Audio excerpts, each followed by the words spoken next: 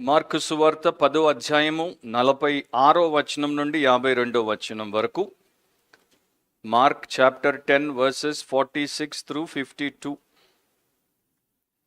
వారు ఎరికో పట్టణమునకు వచ్చిరి.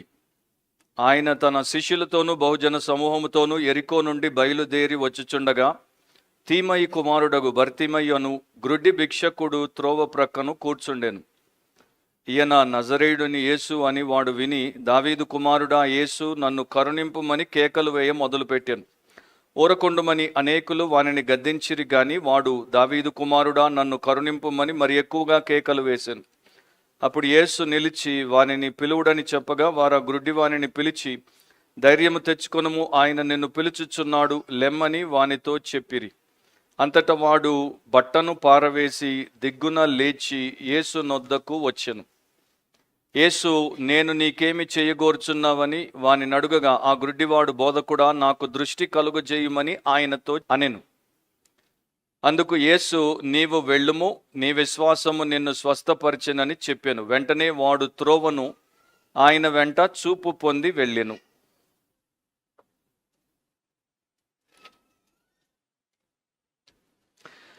సర్వకృపానిధియగు ప్రభువా, నీ వాక్యమును మాకు అర్థమవునట్లు మీ పరిశుద్ధాత్మ ద్వారా వివరించి బోధించి మమ్మను దీవించి మహిమ పొందమని యేసు ప్రభు అతి శ్రేష్టమైన నామమును అడిగి వేడుకొని ప్రార్థిస్తున్నాం తండ్రి, ఆమెన్. కూర్చోండి. దేవుడి వాక్యాన్ని భయంతో భక్తితో వినండి, శ్రద్ధతో ఆసక్తితో వినండి. మీ హృదయం తెరిచి, మీ బైబిల్ తెరిచి, మీ కన్నులు తెరిచి వాక్యమును వినండి. ఈరోజు మన title, Jesus gave eyesight to the man with insight. Jesus gave eyesight to the man with insight. యేసు అంతర్దృష్టి గలవానికి దృష్టిని అనుగ్రహించెను. యేసు అంతర్దృష్టి గలవానికి దృష్టిని అనుగ్రహించెను. ఇది మార్కు సువార్త వచనం వెంబడి వచనం 55వ భాగం, Mark verse by verse part 55. మనం చదివినటువంటి ఈ యొక్క సన్నివేశం లేకపోతే ఇక్కడ ఉన్నటువంటి సంఘటన యోహాను సువార్తలో తప్ప మిగతా 3 సువార్తల్లో మనకి కనబడుతుంది. మత్తయి సువార్తలో 20వ అధ్యాయంలో ఉంటుంది. అక్కడ మత్తయి సువార్తికుడు 2 గుడ్డివారు అని ఆయన రాశాడు. లూకా సువార్తలో 18వ అధ్యాయంలో ఉంటుంది. అక్కడ లూకా సువార్తికుడు 1 గుడ్డివాడు అని రాశాడు. మార్కు సువార్త మనం ఇప్పుడు చదివాం 10వ అధ్యాయంలో, అక్కడ 1 గుడ్డివాడే.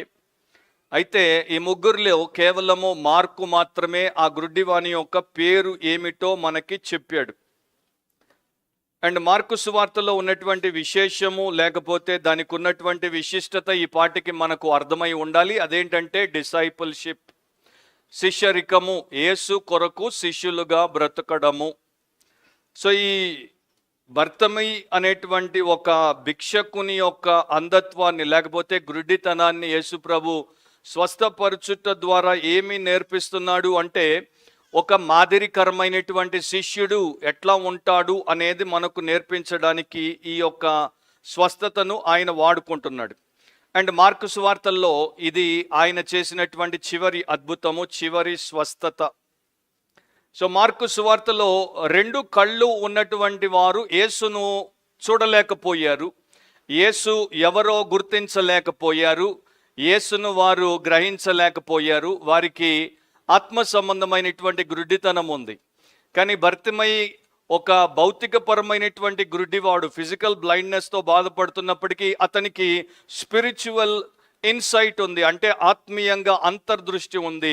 అతడు తన మనోనేత్రాలతో యేసుప్రభు ఎవరో చూశాడు, ఆయన్ని గుర్తించాడు, ఆయన్ని గౌరవించాడు, ఆయనకి తను తాను అప్పగించుకొని ఆయన శిష్యుడిగా మారి ఆయన త్రోవలో ఆయనతో వెళ్తాడు. అండ్ బర్తిమయి చాలా త్వరగా యేసుక్రీస్తే దావీదు కుమారుడు, రాబోయేటువంటి మెస్సియా అని కూడా గుర్తించాడు.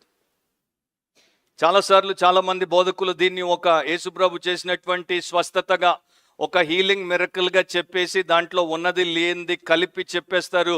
కానీ దాంట్లో దేవుడు ఎందుకు మనకు ఈ విషయాన్ని రాయించాడు, ఆయన దేనితో దీన్ని కనెక్ట్ చేస్తున్నాడు అనేది చూడకపోతే మనం వాక్యానికి అన్యాయం చేసిన వారము, వినేవారికి ద్రోహము చేసిన వారం అవుతాం. సో 2 విషయాలు ఉంటాయి, 2 పాయింట్స్ ఉంటాయి. రాసుకునేటువంటి వారు రాసుకోండి. The condition of Bartimaeus. The condition of Bartimaeus. బర్తిమయి యొక్క పరిస్థితి 46 నుండి 48 వరకు వచనం వెంబడి వచనం మనం పోదాం. 46వ వచనంలో, వారు ఎరికో పట్టణమునకు వచ్చిరి. ఆయన తన శిష్యులతోనూ బహుజన సమూహంతోనూ ఎరికో నుండి బయలుదేరి వచ్చుచుండగా తీమయి కుమారుడగు బర్తిమయి అను గుడ్డి భిక్షకుడు త్రోవ పక్కను కూర్చుండెను. సో ప్రభు అయిన యేసు యెరూషలేం వైపు ప్రయాణంలో ఇక ముందుకు వెళ్ళిపోతున్నాడు. త్వరలో ఆయన సిలువ వేయబడతాడు. ఆయన తన శిష్యులను వెంటబెట్టుకొని ఆ శిష్యులతో పాటు ఇంకొక పెద్ద జన సమూహము కూడా ఆయనతో పోతోంది. ఎందుకంటే వీరందరూ యెరూషలేంలో పస్కాను, ప్యాసోవర్ని ఆచరించడానికి, పండుగను జరపడానికి చాలా ఉత్సాహంతో పోతున్నారు. అండ్ వీరందరూ ఎరికో పట్టణానికి వచ్చి అక్కడి నుండి వీరు బయలుదేరి యెరూషలేముకు వెళ్తున్నారు. ఎరికో అనేది ఈ యొక్క యోర్దానుకి పడమరన 5 మైళ్ళ దూరంలో అండ్ యెరూషలేముకి నార్త్ వెస్ట్ అంటే వాయువ్య దిశలో 18 మైళ్ళ దూరంలో ఉంటుంది. సో ఎరికోలో చాలామంది యాజకులు ఉండేవారు. ఎందుకంటే యాజక సేవ చేయడానికి వారు వెళ్ళినప్పుడు యెరూషలేము దగ్గరగా ఉంటుంది. అండ్ వారు సేవ చేయకుండా ఉన్నప్పుడు వారు ఎరికోలో ఉంటే వారు అందుబాటులో ఉండొచ్చు అనేటువంటి ఉద్దేశంతో అక్కడ ఉండేవారు. సో బేసికలీ అక్కడ ఎక్కువ మతపరమైనటువంటి వ్యక్తులు లేకపోతే భక్తి కలిగినటువంటి వారు ఉండేవారు. సో అలాంటి ఒక గొప్ప సమూహం అక్కడ నుండి వెళ్తున్నప్పుడు ఈ వ్యక్తి గ్రుడ్డి బర్తిమయి అనేటువంటి వ్యక్తి త్రోవ ప్రక్కన కూర్చొని కనబడ్డాడు. ఇక్కడ ఆ మాటలు ఊరికే రాయబడలేదు. ఎందుకంటే దేవుడి వాక్యంలో పరిశుద్ధాత్ముడు ప్రతిదీ కూడా చాలా ఉద్దేశపూర్వకంగా రాయించాడు. మొదట అతన్ని పరిచయం చేసినప్పుడు మార్కెట్లో పరిచయం చేస్తున్నాడు. అతడు త్రోవ ప్రక్కన భిక్షగాడుగా అతడిని మనకు పరిచయం చేస్తున్నాడు. కానీ అతని యొక్క స్టోరీని ఎండ్ చేసినప్పుడు 52లో అతన్ని త్రోవ వెంట ఆయనతో పోతున్నటువంటి భక్తుడిగా మార్చేస్తాడు. సో ఈ బర్తిమయికి ఒక్కసారి యేసు ప్రభుతో జరిగినటువంటి ఆ యొక్క ఎన్కౌంటర్లో ఎంత మార్పు వచ్చిందో మనం చూడొచ్చు. ఈ బర్తిమయి అనేది లేకపోతే బార్తిమైస్ అనేటువంటివి 2 పదాలు. బార్ అనేది అరమిక్ భాష నుండి తీసుకోబడింది. థిమయస్ అనేది గ్రీక్ భాష నుండి తీసుకోబడింది. బార్ అంటే కుమారుడు, థీమయి అంటే థీమయి యొక్క కుమారుడు. ఆ థీమయిస్ నుండే, థీమయి నుండే తిమోతి అనేటువంటి పదం కూడా వస్తుంది. సో దాని యొక్క అర్థం ఏంటంటే ఘనమైన వాడు. సో ఈ అరమిక్, గ్రీక్ లో ఉన్నటువంటి 2 పదాలను పేరుగా మార్కు ఎందుకు రాస్తున్నాడంటే, మార్కు అన్యులకు రాస్తున్నాడు. అన్యులకు అర్థం అవ్వడానికి అతని పేరును మార్కు రాశాడు. కానీ ఇతడు తీమయి కుమారుడు అని పరిచయం చేయబడ్డాడు. ఇతనికి ఉన్నటువంటి వ్యక్తిగత పేరేంటో, పర్సనల్ నేమ్ ఏంటో మనకి తెలియదు. అంతవరకు మార్కు వెళ్ళలేదు. ఇతడు తీమయి కుమారుడు అని మాత్రం అతన్ని పరిచయం చేశాడు. అతనికి 2 సమస్యలు ఉన్నాయి. ఒకటి గురుడితనం ఉంది, రెండవది అతడు భిక్షమెత్తుకుంటున్నాడు. ఈ 2 కూడా అంత మంచి విషయాలు కావు. ఎవరైనా సరే గురుడితనంతో, ఎవరైనా సరే పేదరికంతో బాధపడుతుంటే వారి హృదయం చాలా వికారంగా ఉంటుంది. వారి హృదయంలో ఎప్పుడు కూడా దుఃఖం అనేది పొంగి పోరుతూనే ఉంటుంది. ఆ స్థితిలో ఈయన త్రోవ పక్కన కూర్చున్నాడు. అండ్ ఆ రోజుల్లో యెరూషలేము చుట్టూ ఆ ప్రయాణపు మార్గంలో, యాత్ర చేసేటువంటి మార్గంలో భిక్షగాళ్ళు మామూలుగా కనబడేటువంటి వారు. బైబిల్లో మనం చూస్తాం, యోహాను సువార్త 9వ అధ్యాయం 8వ వచనంలో, కాబట్టి పొరుగు వారును వాడు భిక్షకుడని అంతకు ముందు చూచిన వారును వీడు కూర్చుండి భిక్షమెత్తుకొని వాడు కాడా అనిరి. సో అక్కడ కూడా ఒక గుడ్డివాడు భిక్షమెత్తుకునేవాడు. ఎందుకంటే వారికి గుడ్డితనం ఉంది కనుక వారు పని చేయలేరు, ఎవరు వారిని పనికి పెట్టుకోరు. కనుక వారిని పోషించుకోవడానికి, కుటుంబాన్ని పోషించడానికి వారికి యాచన, భిక్షమెత్తుకోవడం మాత్రమే ఆధారం. దాన్ని వారు కలిగి ఉంటారు. మనకి తెలుసు, అపోస్తలుల కార్యములు 3వ అధ్యాయంలో దేవాలయం దగ్గర ఒక భిక్షకాడిని ఎట్లా మరి వారు మోసుకొని వచ్చి కూర్చోబెట్టేవారు, తీసుకుపోయేవారు. సో ఇక్కడ మార్కు సువార్తలో 4వ అధ్యాయంలో మనము ఒక ఉపమానాన్ని ధ్యానించాం. ఆ ఉపమానంలో కూడా ఒక చోట త్రోవను గురించి యేసుక్రీస్తు ప్రభు మాట్లాడారు. 15వ వచనంలో, మార్కు 4:15లో, త్రోవ ప్రక్క నుండి వారెవరనగా వాక్యము వారిలో విత్తబడును గాని వారు వినిన వెంటనే సాతాను వచ్చి వారిలో విత్తబడిన వాక్యం ఎత్తుకొని పోవును. సో త్రోవ పక్క నుండి వారెవరు? బైబిల్ ప్రకారం, సువార్త ప్రకారం మనం పోతే త్రోవ పక్కన ఉండేటువంటి వారికి వాక్యం వినబడిన, సువార్త వినబడిన వారికి ఉన్నటువంటి ఒక పెద్ద ప్రమాదం ఏంటంటే అది సాతాను దొంగిలించుకుపోగలడు. సో వారు రక్షణ పొందుట అనేది చాలా కష్టతరమైనటువంటి విషయం. సో ఇతడు త్రోవ పక్కన కూర్చొని ఉన్నాడు, కానీ రక్షణ పొందాడు. దేవుని యొక్క కనికరాన్ని ఇతడు కోరుకున్నాడు, దేవుని యొక్క కనికరాన్ని ఇతడు పొందుకున్నాడు. ఇంకొక విషయం ఏంటంటే త్రోవ ప్రక్కన ఉండుట అంటే సైడ్ లైన్ చేయబడుట, మార్జినలైజ్ చేయబడుట, అంటే పక్కకు నెట్టి వేయబడుట, లేకపోతే అందరికన్నా కిందికి త్రోసి వేయబడుట. నీవు మాకు అవసరం లేదు, నీతో మాకు పని లేదు, నీవెందుకు మాకు అడ్డం వస్తున్నావు, పక్కకి జరుగు అని కొందరు తోసేస్తారు చూడండి. సో బర్తిమై జీవితం ఆ ప్రకారం ఉందన్నమాట. బర్తిమై roadside beggar, blind beggar, కానీ ఆయన జీవితంలో దేవుడు కార్యము చేస్తాడు. నేను మార్కు సువార్త ప్రారంభంలో చెప్పాను, 2 వర్గాలను దేవుడు మనకి చూపిస్తున్నాడు. అవుట్ సైడర్స్, ఇన్సైడర్స్, వెలుపటి వారు, లోపటి వారు. సో త్రోవ పక్కన మొదట ఇతడు వెలుపటి వానిగా కనపడుతున్నాడు, చివరికి వచ్చేసరికి ఇతడు లోపటి వాడిగా మారుతాడు. ఇతడు ఒక బైస్టాండర్గా ఉండకుండా ఒక డిసైపుల్ అయిపోయాడు. అంటే ఇతడు పక్కన నిలబడి చూసేటువంటి వ్యక్తిగా కాకుండా యేసుతో జీవించేటువంటి వ్యక్తిగా, యేసును వెంబడించేటువంటి శిష్యునిగా మారిపోయాడు. 47వ వచనాన్ని మనం చూస్తే, ఈయన నజరేయుడైన యేసు అని వాడు విని, దావీదు కుమారుడా యేసు, నన్ను కరుణింపుమని కేకలు వేయ మొదలు పెట్టాను. సో అక్కడ జనసమూహం పోతున్నప్పుడు పెద్ద శబ్దము అండ్ ఒక మరి ఆర్భాటం అనేది ఆ యొక్క రోడ్డు మీద జరిగింది కనుక ఇతడు అది విన్నాడు. ఇక్కడ రాయబడి ఉంది, నజరేయుడైన యేసు అని వాడు విని.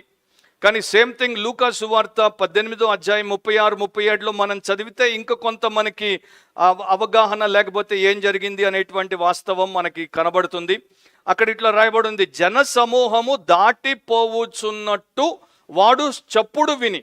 అంటే గుడ్డివాడు తోవ పక్కన కూర్చున్నాడు, పక్క నుండి చాలా పెద్ద జన సమూహం పోతున్నట్టు వాడు చప్పుడు విని ఇది ఏమని అడుగగా అక్కడ ఉన్నటువంటి వారిని అడిగాడు, ఏంటి పెద్ద శబ్దం అని. అప్పుడు వారు నజరేయుడని యేసు ఈ మార్గమున వెళ్ళుచున్నాడని వానితో చెప్పిరి. సో అట్లా తెలుసుకున్నాడు, నజరేయుడని యేసు ఈ యొక్క జన సమూహముతో ముందుండి పోతున్నాడు, ఆయనతో అందరూ యెరూషలేముకి పోతున్నారు. అందుకని అంటాడు నజరేయుడైన యేసు అని వాడు విని. అప్పుడు ఆయన్ని దావీదు కుమారుడా అని సంబోధించి మాట్లాడతాడు. ఈ మార్కు సువార్తలో మీరు గ్రీక్ టెస్టమెంట్ చూస్తే దాంట్లో నజరేత్ అనేటువంటి పదం ఉంటుంది, నజరేనియోస్ అనేటువంటి పదం ఉంటుంది గ్రీకులో. కానీ తెలుగులో అనువాదంలోనికి వచ్చేసరికి నజరేయుడైనా అని కొన్ని సందర్భాల్లో ఉంటుంది, కొన్ని సందర్భాల్లో అట్లా చేయకుండా నజరేతు అనే చేసేస్తారు. గ్రీకులో ఇక్కడ నజరేతు అనేది కాదు, నజరేనియోస్ అంటే నజరేయుడైనా అని రాయబడి ఉంది. నజరేతుకి నజరేయుడైనాకి ఏదైనా వ్యత్యాసం ఉందా బ్రదర్ అని ఒకవేళ మీరు నన్ను అడిగితే, నజరేతు అనేది ఒక పట్టణం, ఒక ప్రాంతం, ఒక ప్రదేశానికి సంబంధించిన పేరు, అక్కడ ఆయన పెరిగాడు. కానీ నజరేయుడు అంటే దానికి పాత నిబంధనతో చాలా పెద్ద లింక్ ఉంది, సంబంధం ఉంది. నజరేయులు అందరూ కారు, కొందరే నజరేయులుగా లేకపోతే పాత నిబంధన పదం ప్రకారం నాజీరులుగా ఎంచబడతారు. సో జీసస్ ఆఫ్ నాజరత్ అని మనం అంటాము, కానీ ఇక్కడ ఆయన జీసస్ యాజ్ ద నాజరీన్గా చూస్తున్నాడు. అంటే నజరేయుడైనటువంటి యేసుగా చూస్తున్నాడు, నజరేతుకు చెందినటువంటి యేసుగా కాదు. న్యాయాధిపతుల గ్రంథం 16వ అధ్యాయం 17వ వచనంలో, జడ్జెస్ 16-17లో సంసోను గురించి ఇట్లా రాయబడి ఉంది, దేవునికి నాజీరు చేయబడిన. దాన్ని ఆ హీబ్రూ బైబిల్ని వారు సెప్టువజింట్లో అంటే గ్రీకు భాషలోనికి అనువదించినప్పుడు గ్రీకులో ఎట్లా ఉంటుందంటే నాజరేయోస్ థేయో, అంటే దేవుని యొక్క నాజీరైన, దేవుడి యొక్క అభిషిక్తుడైన, దేవుడికి ప్రతిష్ఠింపబడిన, దేవుడి కొరకు బ్రతకదలిచిన, సమర్పణతో ఉన్న అని అర్థం. సో ఇక్కడ యేసుక్రీస్తు దేవుడి యొక్క అభిషిక్తుడు, యేసుక్రీస్తు దేవుడికి ప్రతిష్ఠింపబడ్డాడు, దేవుని యొక్క ప్రతిష్టలో ఉన్నాడు అనేటువంటి దేవుని యొక్క అభిషేకమును కలిగిన వాడు అనే ఆ సత్యాన్ని బైబిల్లో మార్కు మనకి చూపిస్తున్నాడు. మనము 8వ అధ్యాయంలో ఆల్రెడీ దాన్ని కవర్ చేసుకుంటూ వచ్చాము. అక్కడ 29వ వచనంలో పేతురు ఒప్పుకున్నాడు, యేసుప్రభు అడుగుతాడు, నేను ఎవరని మీరు అనుకుంటున్నారంటే నీవు క్రీస్తు అని ఆయనతో చెప్పాను. క్రీస్తు అను శబ్దమునకు అభిషిక్తుడు అని అర్థం. సో కింద అభిషిక్తుడు అని పేతురు చెప్పినప్పుడు 30వ వచనంలో యేసుప్రభు ఏమంటాడు, తన్ను గురించి సంగతి ఎవరితోనూ చెప్పవద్దని ఆయన వారికి ఖండితముగా చెప్పాను. సో శిష్యులు యేసు మాట ప్రకారం ఎవరికి చెప్పకపోయినా కొంతమంది ద్వారా అది తెలిసి, ఎట్లాగో బర్తిమయికి తెలిసి ఉండొచ్చు కనుక అతడు గుర్తించేశాడు. అతడు తర్వాత పలికినటువంటి పదాలను కూడా మనము తీసుకుంటే యేసు ఎవరో అతనికి అర్థమయ్యింది. ఇప్పుడు భర్తమై, కొంతమంది బైబిల్ పండితులు ఏమంటారంటే భర్తమైకి అంత లో దృష్టి ఉండి అట్లా పలికి ఆ సాక్ష్యం ఇచ్చాడా, ఒప్పుకున్నాడా, లేకపోతే యేసు ప్రభువుకి ముఖస్తుతి చేసి ఆయన ఎదుట బొంకి ఆయన ద్వారా దీవెన పొందాలనుకున్నాడని కొంతమంది అన్నారు. కానీ భర్తమై యొక్క వ్యక్తిత్వాన్ని వాక్యంలో మనం చూసినప్పుడు ఆయనకు అవగాహన ఉండే అట్లా అంటున్నాడు అన్నదానికే ఆధారం ఎక్కువ. ప్రపంచ ప్రఖ్యాతిగాంచినటువంటి హెలెన్ కెల్లర్, ఆమె అంధురాలు, బ్లైండ్ పర్సన్. సో ఎవరో ఆమెను ఒకసారి అడిగారంట, అంధురాలిగా ఉండుట చాలా ఘోరమైనటువంటి విషయం కదా అని. సో హెలెన్ కెల్లర్ అప్పుడు ఇట్లా జవాబు చెప్పింది, 2 కళ్ళుండి చూడలేకపోవడం కన్నా కళ్ళు లేకుండా హృదయంతో లోకాన్ని చూడడం చాలా శ్రేష్టము, కనుక నేను అంధురాలిగా ఉన్నందుకు అది ఘోరమైందని అనచట్లేదు.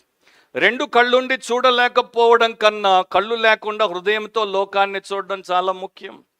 ఈ రోజున మనలో ఎంతమంది నిజమైనటువంటి ఇన్సైట్ని కలిగి ఉన్నాం? ఐసైట్ మనకు ఉండొచ్చు, కానీ ఎంతమందికి రియల్ ఇన్సైట్ ఉంది? దేవుడి పట్ల నిజమైనటువంటి ఆ అంతర్దృష్టి ఎంతమందికి ఉంది? మనిషి పట్ల అంతర్దృష్టి ఎంతమందికి ఉంది? జీవితం పట్ల అంతర్దృష్టి ఎంతమందికి ఉంది? చాలా తక్కువ మందికి ఉంది. చాలా తక్కువ మందికే జీవన సంబంధమైనటువంటి దైవిక జ్ఞానం ఉంది, అందరికీ లేదు. ఆమె ఆ ప్రకారం చెప్పడంలో చాలా గొప్ప వాస్తవ సత్యాన్ని చెప్పింది. సో మనము మన రక్షకుడైనటువంటి యేసుక్రీస్తును చూడాల్సిన రీతిలో చూడగలుగుతున్నామా? మనల్ని మనము చూడాల్సిన రీతిలో చూడగలుగుతున్నామా? మనకు ఆయనకి మధ్యలో ఉన్నటువంటి పాపమును మనం చూడాల్సిన రీతిలో చూసామా? చూస్తే మనము చాలా మార్పును అనుభవిస్తాం. వచ్చేసారి మనము 11వ అధ్యాయంలోనికి వెళ్తాం.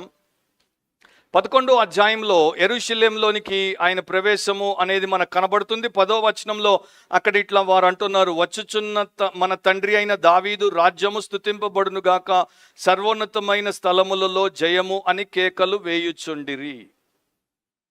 హోసన్నా అని అక్కడ మూల పదంలో ఫుట్ నోట్లో మనకు కనబడుతుంది. సో ఈయన దావీదు కుమారుడా అని యేసుక్రీస్తును పిలుస్తున్నాడు. ఎందుకు దావీదు కుమారుడా అని పిలుస్తున్నాడు? ఎందుకంటే 2వ సమూయేలు 7వ అధ్యాయం 16వ వచనం ప్రకారము, 2 శామ్యూయల్ చాప్టర్ 7 వర్స్ 16 ప్రకారము దేవుడు దావీదుకు చేసినటువంటి వాగ్దానము, దేవుడు దావీదు యొక్క వంశాన్ని లేకపోతే ఆయన రాజ్యాన్ని నిరంతరము నిలబెడతానని చెప్పినటువంటి విషయం గురించి ఇతడికి తెలుసు కనుక అతన్ని దావీదు కుమారుడు అంటున్నాడు. ఆ 2వ సమూయేలు 7:16లో ఇట్లా ఉంటుంది, నీ మట్టుకు నీ సంతానమును నీ రాజ్యమును నిత్యము స్థిరమగును, నీ సింహాసనము నిత్యము స్థిరపరచబడును అనెను. సో ఈ దావీదు కుమారుడు, సింహాసనాసీనుడు, మెస్సియాగా ప్రపంచాన్ని పరిపాలించేటువంటి రాజు వస్తాడు. ఆ రాజు ఇశ్రాయేలీయుల యొక్క శత్రువులందరినీ కూడా ఓడిస్తాడు, అనగదొక్కుతాడు అనేది వారికి ఉన్నటువంటి ఆలోచన, అవగాహన. ఆ ప్రకారము భక్తి కలిగినటువంటి ఇశ్రాయేలీయులందరూ కూడా యేసు ప్రభువుని డేవిడిక్ మెస్సాయాగా, అంటే దావీదుకు సంబంధించిన మెస్సియాగా చూస్తారు. కానీ ఇక్కడ భర్తిమై విషయానికి వచ్చేస్తే భర్తిమై అతన్ని రాజుగా పరిపాలించేటువంటి వ్యక్తిగా కన్నా తన పరిస్థితిని చూసి తన మీద కనికరము చూపించేటువంటి ప్రభువుగా చూస్తున్నాడు. అందుకనే దావీదు కుమారుడా నన్ను కరుణించుము అని అతన్ని వేడుకున్నాడు. Have mercy upon me. Old టెస్టిమెంట్లో మీరు బైబిల్ చదివినప్పుడు జాగ్రత్తగా చదివితే చాలాసార్లు కీర్తనల్లో, ఫర్ ఎగ్జాంపుల్ కీర్తనల్లో మనకి ఈ యొక్క పదాలు కనబడతాయి, నన్ను కరుణించుము, నన్ను కరుణించుము, నన్ను కరుణించుము అని భక్తులు, కీర్తనకారులు దేవుడి యొక్క కనికరము కొరకు వేడుకుంటూ ఉంటారు. ఒక 2 వచనాలు మనం చూద్దాం. 4వ కీర్తన 1వ వచనంలో కావలసిన భాగాన్ని నేను మీకు చెప్తాను. 4వ కీర్తన 1వ వచనం, సామ్ 4:1లో నన్ను కరుణించి నా ప్రార్థనను అంగీకరించుము అని దావీదు అక్కడ కోరుకున్నాడు. నన్ను కరుణించి నా ప్రార్థనను అంగీకరించుము. 6వ కీర్తన 2వ వచనంలో నన్ను కరుణించుము అని మళ్ళా దేవుడికి ఆయన ప్రార్థన చేస్తున్నాడు. So have mercy on me, నా మీద కనికరము చూపు, నన్ను కనికరించు అని వేడుకోవడం వారికి ఉన్నటువంటి ఒక అలవాటు. దావీదు కుమారుడు కరుణా స్వరూపుడు గనుక, కరుణామయుడు గనుక ఆ ప్రకారము ఆయన వారి మీద కనికరము చూపుతాడని ఇంతవరకు వింటూ వచ్చారు. ఎంతో మందిని కనికరించినటువంటి యేసుక్రీస్తు ప్రభు, ఆయనలో రెండు ఉన్నాయి. ఒకవైపున కనికరం ఉంటుంది, ఇంకొక వైపున కాఠిన్యత ఉంటుంది. ఈ రెండు కూడా ఆయన మనకి చూపిస్తాడు. పాపుల పట్ల, సుంకరుల పట్ల, వేశ్యల పట్ల అండ్ సమాజము చేత చీకొట్టబడిన వారందరి పట్ల కనికరము చూపాడు. కానీ యెరూషలేములో దేవాలయంలో మత సామ్రాజ్యాన్ని స్థాపించినటువంటి ఆ ప్రధాన యాజకులైన, అక్కడ ఉన్నటువంటి పరిసయ్యులైన, శాస్త్రులైన, సద్దుకయులైన, పెద్దలైన వారి పట్ల కాఠిన్యాన్ని చూపిస్తాడు. ఈ రెండు ప్రేమలో ఉండేటువంటి లక్షణాలు. Love is soft but at the same time love is very strong. ఈ స్ట్రాంగ్నెస్, స్ట్రెంగ్త్ లేని లవ్ అంటే బలము లేనటువంటి లవ్, అది సెంటిమెంటల్ లవ్ అన్నమాట. అది రియల్గా అగపే లవ్ కాదు. సో ఇతడు ఆయన్ని కరుణించమన్నప్పుడు యేసు పిలవగానే లేచి యేసు దగ్గరికి వెళ్ళి ఏం అడుగుతాడో మనకి తెలుసు. చూపును అడుగుతాడు, ధనాన్ని అడగడు. సో ఇతడు ఎంత మంచి ఆలోచనతో యేసు ప్రభువుని ఆశ్రయించాడో దాన్ని కూడా మనం చూస్తాం. ఈ రోజున యేసును అందరూ వారికి ఉన్నటువంటి అవసరాన్ని విడిచిపెట్టి వారికి కావలసినటువంటి ఒక భౌతిక అవసరాన్ని కోరుకుంటున్నారు. యేసు దగ్గరికి ఎందుకు వస్తారంటే ధనం కోసం, యేసు దగ్గరికి ఎందుకు వస్తారంటే ఘనము కోసం, యేసు దగ్గరికి ఎందుకు రావాలంటే గుణము కోసం, క్యారెక్టర్ కోసం రావాలి. క్యాష్ కోసము, కమాడిటీస్ కోసము జీసస్ కొరకు రాకూడదు. కానీ సాడ్ టు సే, ట్రాజెడీ ఏంటంటే చాలామంది సో కాల్డ్ జీసస్ సర్వెంట్స్ జీసస్ని కమాడిటీగా లేకపోతే క్యాష్ డిస్పెన్సర్గా మార్చేశారు. సో బర్తిమయికి దృష్టి లేదు, కానీ అంతర్దృష్టి అంటే ఇన్సైట్ చాలా గొప్పగా ఉంది. 48వ వచనం, ఓరకొండమని అనేకులు వానిని గద్దించిరి గాని వాడు దావీదు కుమారుడా నన్ను కరుణింపుమని మరి ఎక్కువగా కేకలు వేశారు. ఫస్ట్ టైం ఈ మార్కు సువార్త మీరు నాతో చాలా జాగ్రత్తగా ఫాలో అయి ఉంటే ఇంతవరకు యేసుప్రభు చెప్తున్నాడు, మీరు చెప్పొద్దు, మీరు దాని గురించి మాట్లాడొద్దు, మీరు దాన్ని అందరికీ బయలుపరచొద్దు, దాన్ని అట్లాగే ఉండనివ్వండి, మరుగున ఉండనివ్వండి అని యేసు నివారించేవాడు. కానీ ఇప్పుడు యేసు నివారించుట లేదు, కానీ ఆయన చుట్టూ ఉన్నటువంటి జన సమూహము వారిని నివారిస్తోంది, లేక బర్తిమయిని నివారిస్తోంది. యేసు ప్రభు ప్రజలను ఎందుకు నివారించేవాడు? వారిలో తొందరపాటుతనం ఉంది గనుక, వారు తప్పుడు సాక్ష్యాలు ఇచ్చే, తప్పుడు ఒప్పుకోళ్ళు చేసే అలవాటు ఉంది గనుక వారిని నివారించాలని కోరుకున్నాడు.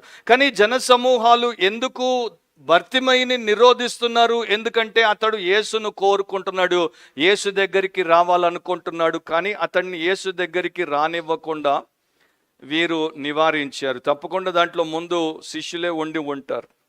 ఎందుకంటే మార్కు సువార్త 10వ అధ్యాయం 13వ వచనంలో తమ చిన్న బిడ్డలను ముట్టవలనని కొందరు ఆయన యొద్దకు వారిని తీసుకొని వచ్చిరి. అయితే శిష్యులు వారిని తీసుకొని వచ్చిన వారిని గద్దించిరి. సో తమ చిన్నపిల్లల్ని యేసుప్రభు ముట్టాలి అని ఆ తల్లిదండ్రులు తీసుకుని వస్తే శిష్యులు రానివ్వకుండా వారిని గద్దించారు. ఈ శిష్యులకి ఇది ఉన్నటువంటి అంటే కంటిన్యూడ్ హ్యాబిట్ లాగా ఉంది, అంటే చాలాసార్లు చేసినటువంటి అలవాటుగా ఉంది. మార్కు సువార్తలోనే 9వ అధ్యాయంలో 38వ వచనంలో కూడా మరొక వ్యక్తిని వీరు నిరోధిస్తారు లేక నివారిస్తారు. అంతటా యోహాను బోధకుడా, ఒకడు నీ పేరట దయ్యములను వెళ్ళగొట్టుట చూచితిమి, వాడు మనలను వెంబడించు వాడు కాడు గనుక వానిని ఆటంకపరచితిమని చెప్పాను. సో శిష్యులు యేసు దగ్గరికి మనుషులను ఆకర్షించేవారిగా ఉండాలి, ఆహ్వానించేవారిగా ఉండాలి, వారికి అవసరమైతే సహాయపడి వారిని తీసుకుని వచ్చేవారిగా ఉండాలి. అంతేగాని ఆటంకపరిచేవారిగా, నిరోధించేవారిగా, అడ్డంకుగా ఉండకూడదు. ఆ రోజున ఈ రోజున యేసు శిష్యులుగా ఎంచబడుతున్నటువంటి వారి పాఠాన్ని ఇంకా సరిగ్గా నేర్చుకోలేదు. వారి ఇతరులకు మరి ఒక స్టెప్పింగ్ స్టోన్గా ఉండకుండా ఒక స్టంబ్లింగ్ బ్లాక్గా ఉండడం అనేది చాలా దుర్మార్గం. ఒక ప్రముఖ పాస్టర్, అమెరికా దేశంలో పాస్టర్గా చాలా ఏళ్ళు పనిచేసి ఆయన రిటైర్ అయిపోయాడు. ఆయన పుస్తకంలో ఇట్లా రాశాడు, మరి జన సమూహం ఏదైతే బయట రోడ్డు మీద చేసిందో ఈ రోజున ప్రపంచవ్యాప్తంగా యేసుక్రీస్తు నామమున ఆయన స్థాపించిన క్రైస్తవ సంఘాల్లో వారు చేశారు, చేస్తూ ఉన్నారు. అండ్ ఆయన చెప్పినటువంటి ఒక పాయింట్ ఏంటంటే, ఎంతోమంది నిస్సహాయతతో మన సంఘాలకు వస్తారు. నిస్సహాయతతో మన సంఘాలకు వచ్చినప్పుడు ఆర్తనాదాలు కూడా పెడతారు. అయితే మన సంఘాల్లో ఉన్నటువంటి వారికి వారి నిస్సహాయతను చూడడము, వారి యొక్క ఆర్తనాదాలంటే అరుపులు, కేకలు, బాధతో ఉన్నటువంటి ఆ యొక్క పిలుపులు వినడము మన సంఘాల్లో ఉన్నటువంటి వారికి అసౌకర్యాన్ని కలిగిస్తాయి. ప్రత్యేకించి అవి మన మధ్య నుండి వచ్చినప్పుడు, అంటే వారు కూడా మన చర్చిలో పార్ట్ అండ్ పార్సల్గా ఉండి వారు అట్లా చేసినప్పుడు మనకు చాలా దుఃఖం వేస్తుంది అని చెప్పి వికలాంగుల గురించి ఆయన చెప్పాడు. ఆయన ఒక చర్చి ఎగ్జాంపుల్ ఇస్తాడు. ఆ చర్చికి చాలామంది వికలాంగులు వచ్చేవారు, కొంత పెద్ద చర్చ్ అది.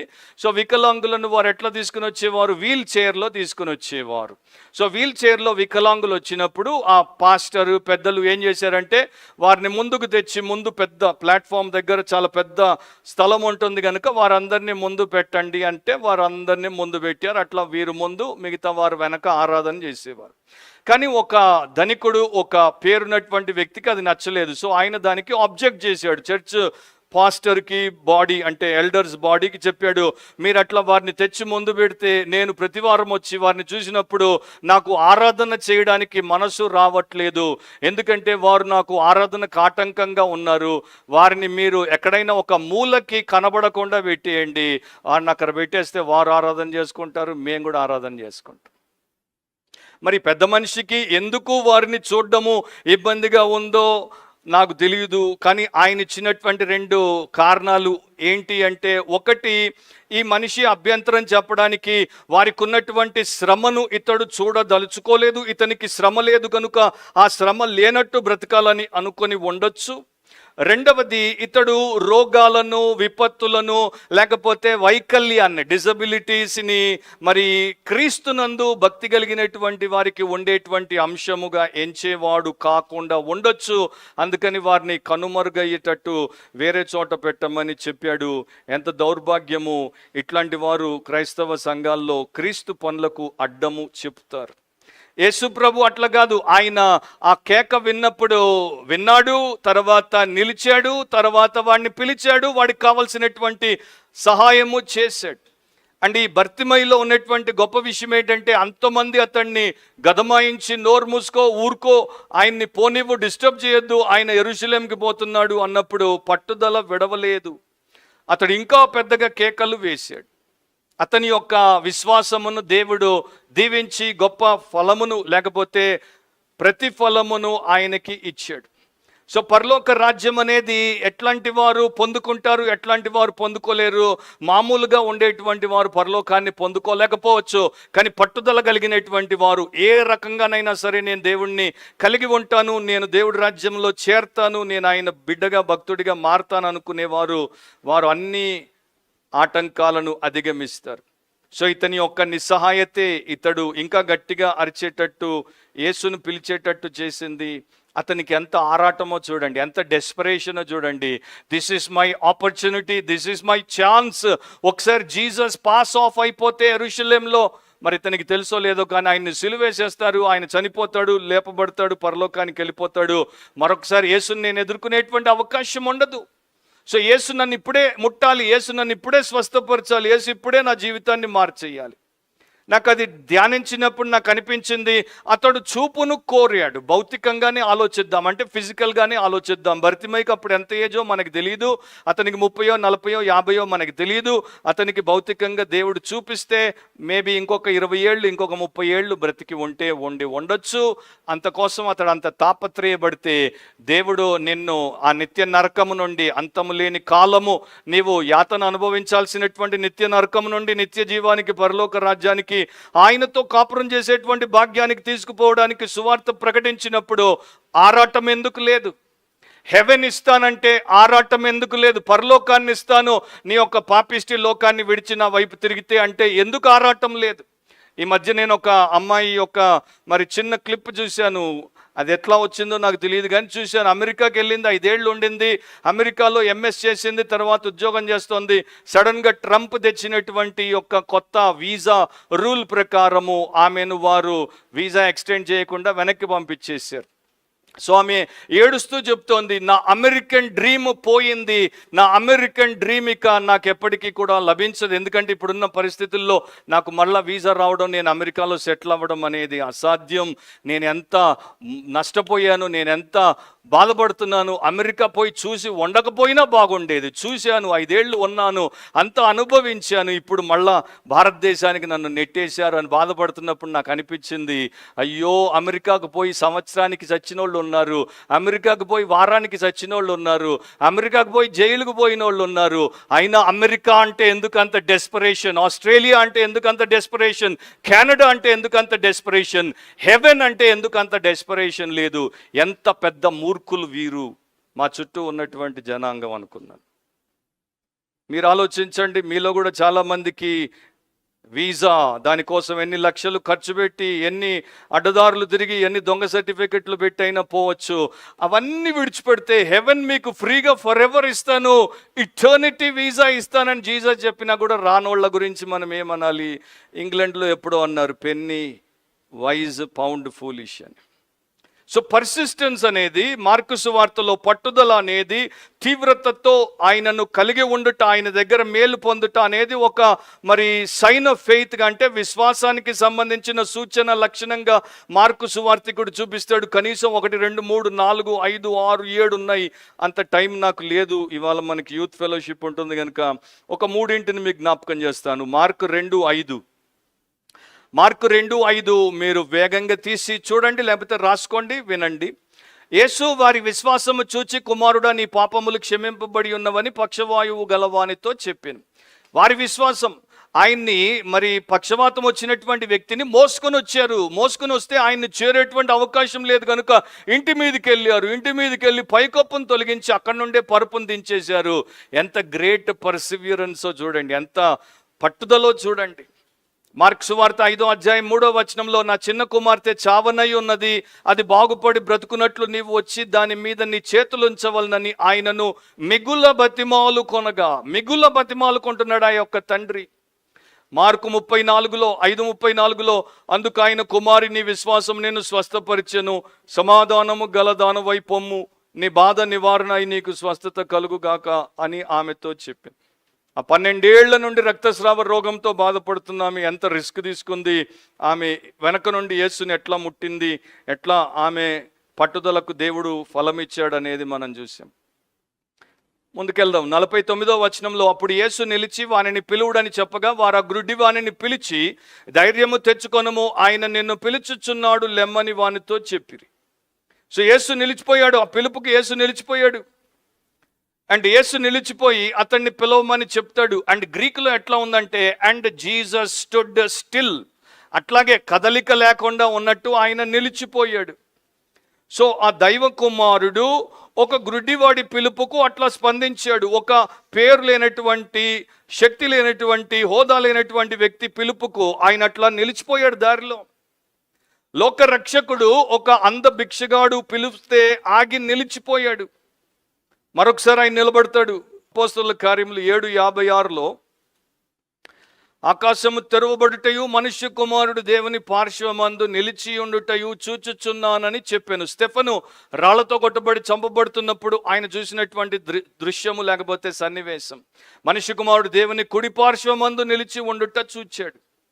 సో ఆయన్ని యథార్థంగా హృదయంతో కేకేసి పిలిస్తే ఆయన భూమి మీద ఉన్నా లేకపోతే పరలోకంలో ఉన్నా పలుకుతాడు, ఆయన సహాయము చేస్తాడు అనేది వాక్యము మనకి నేర్పే సత్యం.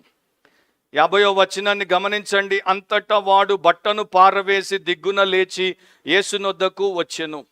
సో వారు చెప్పారు కదా, be of good cheer, arise, he calleth thee, అంటే ధైర్యము తెచ్చుకొనుము, ఆయన నిన్ను పిలుచుచున్నాడు లెమ్మని వానితో చెప్పిరి. సో వాడు వెంటనే బట్టను పారవేశాడు, దిగ్గున లేచాడు, యేసునొద్దకు వచ్చాడు. నా గుడివాడికి బట్ట అనేది ఒకటి ఉండింది. ఆ బట్ట వాడికి చాలా అవసరం. కానీ గుడ్డివాడిలో ఎంత ఆసక్తి ఉందో, ఎంత ఎక్సైట్మెంట్ ఉందో చూడండి. యేసు పిలిచాడు కానీ ఎట్లా అతడి యొక్క రెస్పాన్స్ ఉందో గమనించండి. అతడు బట్టను పారవేసి, దాని గురించి మార్కు రాశాడు అంటే దాని వెనకేదో మనకి చెప్తున్నాడు. ఈ గుడ్డివారికి ఒక బట్ట ఉంటుంది, ఆ బట్ట వారు కిందేసుకొని దాని మీద కూర్చుంటారు. దాని మీదే వారికి భిక్షమేసేవారు, భిక్షమేస్తే ఆ యొక్క కాసులు, ఆ నాణ్యాలన్నీ కూడా దాని మీద పడితే వారు దాన్ని సాయంత్రానికి పోగు చేసుకుంటారు. దాని మీదే రాత్రి పడుకుంటారు. చలేస్తే దాన్నే వారు చుట్టూ బాడీకి కప్పుకుంటారు. సో ఆ గుడ్డ వారికి బతుకు తెరువు అని అర్థం. అండ్ ఓల్డ్ టెస్టమెంట్లో దేవుడు కూడా దాని గురించి కనికరముతో కొన్ని ఆదేశాలు తన ప్రజలకు ఇచ్చాడు. ఒక వచన భాగం నిర్గమకాండం 22వ అధ్యాయం 26, 27 వచనాలు. ఎక్సడస్ 22, 26, 27. సో నిర్గమకాండంలో 22వ అధ్యాయం 26, 27లో దేవుడు ఇట్లా చెప్పాడు, నీవు ఎప్పుడైనాను నీ పొరుగువాని వస్త్రమును కుదవగా తీసుకొనిన ఎడల, అంటే వాడు తాకట్టు పెడితే నువ్వు తీసుకుంటే, సూర్యుడు అస్తమించు వేళకు అది వానికి మరలా అప్పగించుము. వాడు కప్పుకొనున్నది అదే, అది వాని దేహమునకు వస్త్రం. వాడు మరి ఏమి కప్పుకొని పండుకొనును? నేను దయగలవాడను, వాడు నాకు మొర్ర పెట్టిన ఎడల నేను విందును, కనుక ఇచ్చేయమన్నాడు. సో ఈ యొక్క వస్త్రము అతనికి జీవనోపాధి అండ్ అతనికి దేహానికి సంరక్షణగా ఉంది. కానీ దాన్ని తీసి పారేసాడు. ఇక దీంతో నాకు పని లేదు, ఇది నాకు అవసరం లేదు అంటే తనకు ఉన్నటువంటి ఒకే ఒక ఆధారాన్ని ఆయన తీసేశాడు. యేసు నాకు దొరికాడు, ఇక నాకు ఆయనే ఆధారం, ఆయనే ఆశ్రయం అనుకున్నాడు. మనం పాడడానికి పాడతాం, యేసే నా ఆశ్రయము, యేసే నా ఆధారము. జీవితంలో దెబ్బలు తగిలినప్పుడు ఆయన గుర్తుకుంటాడు. ఓకే, ఇక్కడ మాట ఈ 12వ అధ్యాయంలోనే, మార్కు సువార్త 12వ అధ్యాయం 44వ వచనంలో మరొక వ్యక్తి గురించి ఇట్లా చెప్పబడింది. ఈమె తన లేమిలో తనకు కలిగినదంతయు అనగా తన జీవనమంతయు వేసేనని చెప్పాను. సో ప్రభు చెప్తున్నాడు, ఈమె తన లేమిలో, ఆమె దగ్గర డబ్బే లేదు, ఉన్నదే ఆ కొంత 2 కాసులు, అది కూడా ఆమె లైఫ్ అంతా ఆమె బాక్సులో వేసేసింది. ఆమె లైఫ్ని దేవుడికి ఆఫరింగ్గా ఇచ్చింది. ఇక్కడ దేవుడికి లైఫ్ని ఆఫరింగ్గా ఇచ్చిన స్త్రీని యేసుప్రభు మెచ్చుకున్నాడు. లైఫ్లో ఆఫరింగ్ ఇవ్వని వారిని యేసుప్రభు ఏమంటాడు? అండ్ మార్కులో కంపారిజన్ అవసరము. ఆయన ఎవరు ఏమి ఇచ్చారు, ఎవరు ఏమి ఇవ్వలేదు అన్నది కూడా మనకి చూపిస్తాడు. ఒకటి, సీమోను అంద్రియలు యేసు కొరకు 1వ అధ్యాయం ప్రకారం వలలు విడిచిపెట్టారు. తర్వాత 1వ అధ్యాయం ప్రకారమే యాకోబు, యోహాన్లు తమ బోటును తండ్రిని విడిచిపెట్టేశారు. 2వ అధ్యాయం ప్రకారం లేవి తన యొక్క సుంకపు గుత్తదారు వృత్తిని విడిచిపెట్టేశాడు. 2 చేతులతో సంపాదించి 4 జోబుల్లో పెట్టుకునేటువంటి ధనాన్ని ఆయన విడిచిపెట్టేశాడు. సో వీళ్ళు యేసు కోసం విడిచిపెట్టినటువంటి వారు. కానీ ఇదే 10వ అధ్యాయంలో యేసు దగ్గరికి వచ్చాడు, యేసుని చూశాడు, యేసు మాట విన్నాడు, కానీ ఏమి విడిచిపెట్టకుండా వెళ్ళిపోయాడు ఒకడు. తెలిసి ఉండాలి మీకు ఆయన ఎవరో. మార్కు సువార్త 10వ అధ్యాయం జస్ట్ కొన్ని వారాల క్రితమే చూసాం, 20, 21 వచనాలు, 21, 22లో ధనికుడు యేసు అంటాడు, అతన్ని ప్రేమించి, నీకు ఒకటి కొదువుగా ఉన్నది, నీవు వెళ్ళి నీకు కలిగినవన్నీ బీదలకు అమ్మి బీదలకేమో పరలోకమందు నీకు ధనము కలుగును, నీవు వచ్చి నన్ను వెంబడించుమని చెప్పెను. అతడు మిగులు ఆస్తి గలవాడు కనుక ఆ మాటకు ముఖము చిన్నబుచ్చుకొని దుఃఖపడుచు వెళ్ళిపోయాను. సో కొందరు విడిచిపెట్టారు, కొందరు విడిచిపెట్టారు. యేసును ఇట్లా 2 రకాల మనుషులు ఎదుర్కొంటూనే ఉంటారు. ఈ రోజున కూడా మన చర్చెస్లో జీసస్ని ఈ 2 రకాల మనుషులు ఎదుర్కొంటూనే ఉంటారు. కొందరు విడిచిపెడతారు, కొందరు విడిచిపెట్టరు. నికోలస్ పౌసిన్ అనేటువంటి ఫ్రెంచ్ పెయింటర్ ఒక పెయింటింగ్ వేశాడు, దాన్ని ఒక మ్యూజియంలో పెట్టారు. సో ఆ మ్యూజియానికి చాలామంది వచ్చి చూస్తుంటారు. అట్లాగే 2 వ్యక్తులు వచ్చారు. ఒక ఆయనేమో కవి, ఒక ఆయనేమో ఆర్టిస్ట్, అంటే కళాకారుడు, ఆయన కూడా పెయింటరే. సో ఒక కవి, ఒక కళాకారుడు ఇద్దరు వచ్చి దాన్ని చూస్తున్నారు. చూస్తున్నప్పుడు ఆ యొక్క పిక్చర్ ఏంటి? ఈ యొక్క ఎరికో త్రోవ ప్రక్కన కూర్చున్నటువంటి గుడి భర్తమై యొక్క చిత్రం అది. సో ఈ ఆర్టిస్ట్ పోయెట్ని అడిగాడు, ఈ చిత్రంలో మీకు అద్భుతముగా అమోఘముగా కనబడుతున్నటువంటి విషయం ఏంటి? పోయెట్ దాన్ని కాసేపు చూసిన తర్వాత చెప్పాడు, యేసు చాలా అమోఘముగా చిత్రీకరించబడ్డాడు. ఆయన వెనకాల మనుషులు, వారి ముఖాల్లో ఉన్నటువంటి కవలికలు కూడా చాలా అమోఘంగా అనిపిస్తున్నాయి. సో ఆర్టిస్ట్ అడిగాడు, అంతేనా, ఇంకేమన్నా ఉందంటే అంతే, అదే బాగుంది, central figure Jesus and people around. So అప్పుడు ఆర్టిస్ట్ అన్నాడు, ఆ యొక్క గుడ్డి బిచ్చగాడిని కూడా గీశాడు కదా ఆయన. అండ్ ఆ భిక్షగాడు అక్కడ మొదట స్టేజ్లో మెట్ల మీద ఉన్నప్పుడు వాడి చేతిలో ఒక కర్ర ఉంది చూసావా అంటే, ఉంది, కేన్ ఉంది. గుడ్డివాడు ఎప్పుడు కర్రను పెట్టుకొని ఇట్లా ఇట్లా ఇట్లా అనుకుంటూ పోతాడు. కానీ వాడిని యేసు పిలిచినప్పుడు వాడు లేచి వస్తున్నప్పుడు కర్ర అక్కడే మెట్ల మీద వదిలేసి లేచి వచ్చాడు చూసావా. అంటే ఎందుకు కర్రను వదిలేశాడు? ఎందుకంటే జీసస్ దగ్గరికి పోతున్నాను, జీసస్ సైట్ ఇస్తాడు, స్టిక్తో ఇక పని ఉండదు. జీసస్ సైట్ ఇస్తాడు, ఇక స్టిక్తో పని లేదు. ఇప్పుడు దాకా స్టిక్కు బతుకు బతికాము, ఇప్పుడు సైట్తో, సేవియర్తో నడిచేటువంటి బ్రతుకును ఆయన నాకు ఇవ్వబోతున్నాడు కనుక వదిలేశాడు. సో ఈ ఆర్టిస్ట్ అంటాడు, the best piece in the picture is the man, the blind man leaving the stick behind, saying goodbye to his old life. So యేసును ఎదుర్కొన్న తర్వాత నీ జీవితంలో ద బెస్ట్ ఫేస్ ఏంటంటే, నీ పాత రోత జీవితానికి నో చెప్పి దాన్ని అక్కడే మెట్ల మీద వదిలేసి నువ్వు ఆయనతో యెరూషలేముకి వెళ్ళిపోవడం. కానీ చాలామంది అట్లా కాదు, స్టిక్ అండ్ సైట్ రెండు కావాలనుకుంటారు. రెండో విషయంలోనికి వచ్చేద్దాం. రాసుకునేవారు, ద కంపాషన్ ఆన్ బర్తిమయస్ అంటున్నాను. 51:52 యేసు, నేను నీకేమి చేయగోర్చున్నావని వానిని అడుగగా, ఆ గ్రుడ్డివాడు, బోధకుడా నాకు దృష్టి కలుగు చేయమని ఆయనతో అనెను. సో యేసు ప్రభు దగ్గరికి అతడు వచ్చినప్పుడు, నేను నీకేమి చేయగోరుచున్నావని వానిని అడిగాడు. సో మొదటి ఫేస్ ఏంటంటే, యేసు ఒక ప్రశ్న అడిగాడు, నేను నీకేమి చేయగోరుచున్నావు, నా దగ్గర నీకేమి కావాలి, నాతో నీకు ఏమి పని, నేను నీకు ఏ ప్రకారం సహాయం చేయాలి. ఆ ప్రశ్న కూడా యేసుప్రభు ఇదే అధ్యాయంలో ఇంకొకరిని అడిగాడు. ఈ 10వ అధ్యాయంలో 17వ వచనంలో, ఆయన బయలుదేరి మార్గమున పోవుచుండగా ఒకడు పరిగెత్తుకుని వచ్చి ఆయన ఎదుట మోకాళ్ళుని, సద్బోధకుడా, నిత్య జీవమునకు వారసుడు నవ్వుటకు నేనేమి చేయుదునని ఆయనను అడిగెను. సో అప్పుడు ఆయన అతడితో మాట్లాడుతున్నప్పుడు అతన్ని అడుగుతాడు, నేను నీకేమి చెయ్యాలి. బేసికలీ మీనింగ్ ఏంటంటే, అతడు ఆయన దగ్గరకు వచ్చి మోకరిల్లినప్పుడు జీసస్ అతన్ని అడుగుతున్నది ఏంటి, నీకేం కావాలి నా దగ్గర. ఆ మాటలు అక్కడ రాయబడలేదు, కానీ నీకేం కావాలి, what do you seek from మీ, నా దగ్గర నీవేం కోరుకుంటున్నావు. సో ఇతడు ఏం కోరుకున్నాడు? నిత్య జీవాన్ని కోరుకున్నాడు. కానీ అసలు కాస్ట్ లేకుండా కోరుకున్నాడు. అంటే నాకు నిత్య జీవం కావాలి, కానీ నేను దానికి ఏమి వెల చెల్లించను. అప్పుడు యేసుప్రభు ఒక పరీక్ష పెట్టాడు, నీ ఆస్తిని అమ్మి పీదలకిచ్చి నాతో రా. అండ్ అక్కడ ఇంకొక మాట మనం ఇప్పుడే చదివాం 21లో, పరలోకమందు నీకు ధనం కలుగునని చెప్పాడు అక్కడ. సో ఇతడు ఏమడిగాడు? నాకు నిత్య జీవం కావాలన్నాడు. సో జీసస్ అనుకున్నాడు, ఇతడు పరలోకంలో నాతో ఉండాలనుకుంటున్నాడు కనుక ఇతడు పరలోకానికి వచ్చి నాతో ఉంటే ఇతని డబ్బు పరలోకంలో ఉంటే పనికి వస్తుంది, భూలోకంలో ఉంటే పనికి రాదు.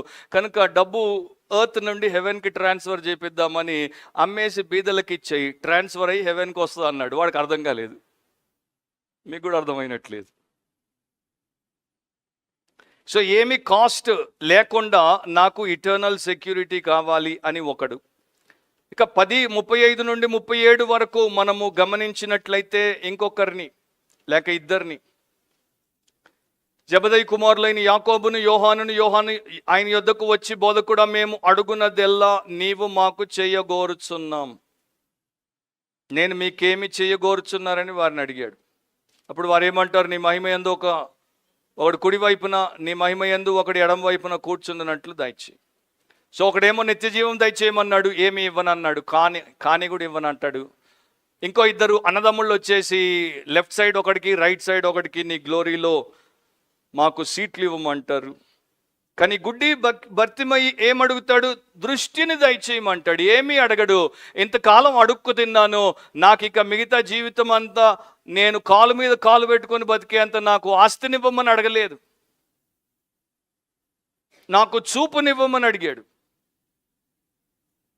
సో దేవుడు మనల్ని ప్రశ్నిస్తాడు, దేవుడు మన హృదయాల వంక చూస్తాడు. మీరు నన్ను ఆశ్రయిస్తున్నారు, నా దగ్గరికి వస్తున్నారు, ఏమి కావాలి, నేను మీకు ఏమి చెయ్యాలని కోరుతున్నారు. మార్క్సు వార్త 6వ అధ్యాయం 22వ వచనంలో ఒక దుష్టుడు హేరోదు అండ్ ఒక దుష్టురాలు హేరోదియా, హేరోదియ కుమార్తె నాట్యం ఆడిన తర్వాత హేరోదు ఆమెతో ఒక ప్రశ్న అడుగుతాడు, నీకు ఇష్టమైనది ఏదైనా నన్ను అడుగుము, నేను నీకు ఇచ్చేదనని ఆ చిన్నదానితో చెప్పాను. నా రాజ్యంలో సగం మట్టుకు ఏమడిగినా నీకు ఇస్తానని 23లో మళ్ళా చెప్పాడు, ఒట్టు కూడా పెట్టుకున్నాడు. ఆమె ఏమడిగింది? బాప్తిస్మం ఇచ్చి యోహాను తల పల్లెములో పెట్టి ఇప్పుడే నాకు ఇప్పింప గోరుచున్నాను. ఒక చిన్నదానికి, ఒక యవనస్తురాలికి తల్లి యొక్క ప్రమేయంతో ఎంత చెడ్డ తల్లులు ఉంటారో చూడండి. సగం రాజ్యం ఇస్తానంటే బాప్తిస్మం ఇచ్చి తలకాయ అంటుంది. ఏం చేసుకుంటుంది బాప్తిస్మం ఇచ్చి తలకాయ?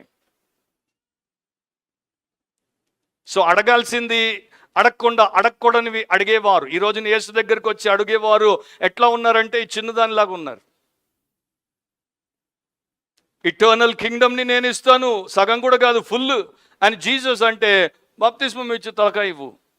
యోహాన్ తలకాయ, సారీ, మెసేజ్ కట్ చేస్తుంటే టైంని బట్టి కొన్ని పోతుంటాయి. 15వ అధ్యాయం 10వ వచనంలో చూడండి, మార్కు సువార్త 15:10లో ఇంకొకరు కూడా ఎట్లాంటి తప్పుడు కోరిక కోరుకున్నారు. మార్కు సువార్త 15వ అధ్యాయం, తెలుగు బైబిల్లో 2 కలిసి ఉన్నాయి.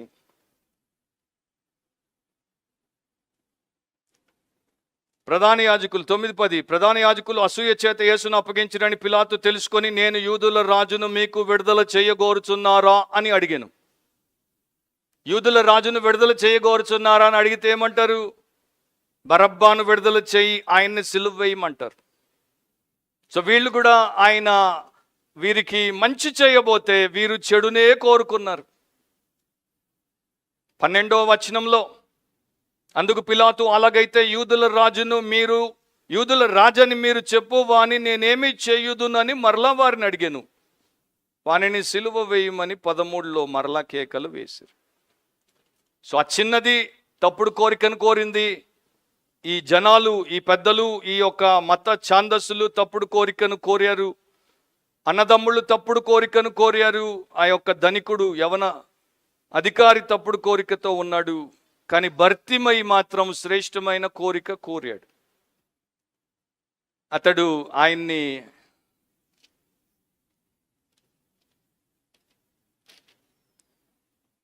బోధకుడా అంటున్నాడు, నాకు దృష్టి కలుగు చేయమని ఆయనతో అనేను. బోధకుడా, తెలుగులో బోధకుడా, ఇంగ్లీష్లో NIV లాంటి ట్రాన్స్లేషన్స్ అనుకుంటాను, if I'm not wrong.